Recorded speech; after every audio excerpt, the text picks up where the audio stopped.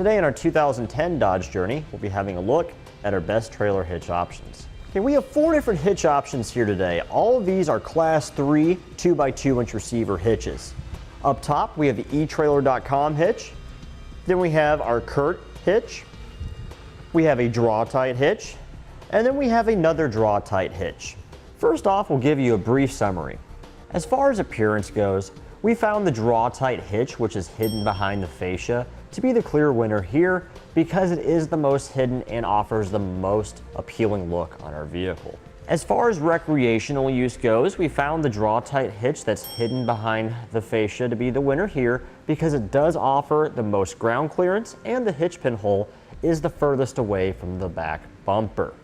As far as towing goes, we found the Draw-Tite hitch, which is visible underneath the bumper, to be the winner here because it does support the use of weight distribution and it does have the additional mounting bracket already included on it. It's one less thing we have to worry about purchasing. Now, as far as weight capacities go, we found all of our hitches to be about a tie here. And the reason for this is depending on how you're using your hitch. If you're using it for a trailer purpose, then the 3 that are visible underneath the fascia are best for you. But if you're using your hitch for a cargo carrier or bike rack, a non-trailer application, the Draw-Tite, which is hidden behind the fascia, wins here. Now, for my personal opinion, if I owned a Dodge Journey and I was looking for a hitch for it, I would go with the Draw-Tite that's hidden behind the fascia, simply because it does look the best in the vehicle.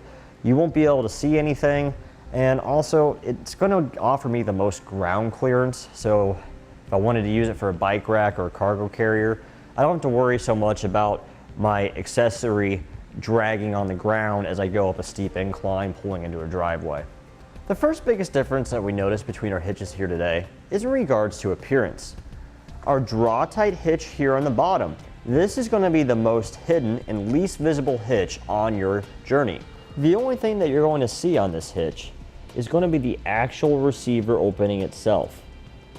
The entire frame of the hitch will be hidden behind your rear fascia. Whereas on the opposite end of the spectrum, this Draw-Tite hitch here is the most visible of our hitches. The entire frame of the hitch will be visible underneath your Journey. Now, in the middle of the hitches here, as far as visibility goes, our CURT and our etrailer hitch, they're both identical in how they look. Whereas about this much of the hitch frame and the receiver section will be visible. The only true difference between these hitches right here is the difference of the powder coat finish. The etrailer hitch here has a carbide powder coat finish that's matte black. It's very scratch resistant, very corrosion resistant as well. Gives a really nice look. So with all of our hitches besides the one Draw-Tite, which is hidden behind the fascia, you're going to have plenty of clearance around the receiver by your fascia, which makes these hitches great to use with bike racks and cargo carriers. The next biggest difference that we found is in regards to recreational use with our hitch. Now, while all 3 of these hitches here on the top have plenty of clearance around the fascia opening to help reduce any interference that we might have with using a bike rack or a cargo carrier, the Draw-Tite on the bottom, the one that's hidden behind your rear fascia, this one offers the most amount of ground clearance underneath the receiver, and our hitch pin here on the side is also the one that's going to be furthest back on the vehicle. This is going to allow us to have more clearance between our bike rack and cargo carrier when it's in the folded up position, when we don't have anything on it against the hatch of our vehicle. We'll have more room between the cradles of the bike rack or the cargo carrier itself, making contact with our rear fascia. So ultimately, this gives you it further away from your vehicle so you have more clearance and it's easier to use. The next biggest difference that we found between our hitches is in regards to towing. If we have a look at our more visible Draw-Tite hitch, we have this bracket which is welded on, and this serves as an attachment point for any of our wiring harnesses. If we're towing a trailer, we need to have a functional lighting system on it. Now, while it's a nice feature that this Draw-Tite hitch has that already available on it, keep in mind we do have other solutions available on our website as far as brackets go that can attach to our other 3 hitch options One such option that we have available is part number 18140, and this will clamp around the frame of your hitch, thus giving you an attachment point for either your 4-pole flat or your 7-way RV connector to hook up to your trailer. The next biggest difference that we found between our hitches here today is in regards to weight capacity.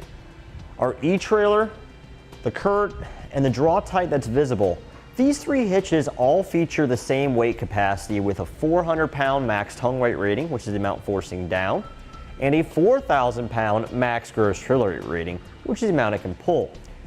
They all support the use of weight distribution here, and we're using that with our trailer. The numbers don't change, they stay the same, so just keep that in mind. And with our Draw-Tite hitch, which is hidden behind the fascia, this one features a 525-pound max tongue weight rating. Its max gross trailer weight rating is 3,500 pounds. Also, this hitch does not support the use of weight distribution. So if you're planning on using that with your trailer, with this hitch, you can't. Just keep that in mind. Also, where these numbers are really important, the tongue weight rating, a lot of cargo carriers out there are capable of supporting up to 500 pounds. So by having the ability to use up to 525 pounds, you can take full advantage of your cargo carrier. With the other 3 hitch options here today, with their capacity being limited to 400 pounds, you could only use 400 pounds on your cargo carrier. As far as similarities go between our 4 hitches here, they're all class 3 2x2 receivers, which means they're the most versatile hitch on the market for your journey.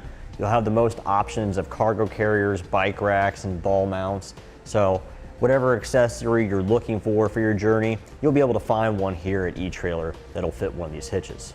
Now, all of our hitches feature the industry standard 5/8 of an inch diameter hitch pin hole, and that's what you'll secure your hitch mounted accessories with a pin and clip. Our Draw-Tite hitch, which is more visible, has an additional hole here, and that's for a J-pin stabilization device. And that's an anti-rattle device that helps take away the annoying shake, play, and rattle out of what's in your receiver.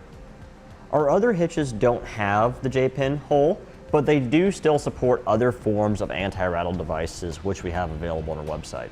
All of our hitches are going to have safety chain loops in about the same location, and all of them will easily accept a large diameter safety chain hook like this one without any problems.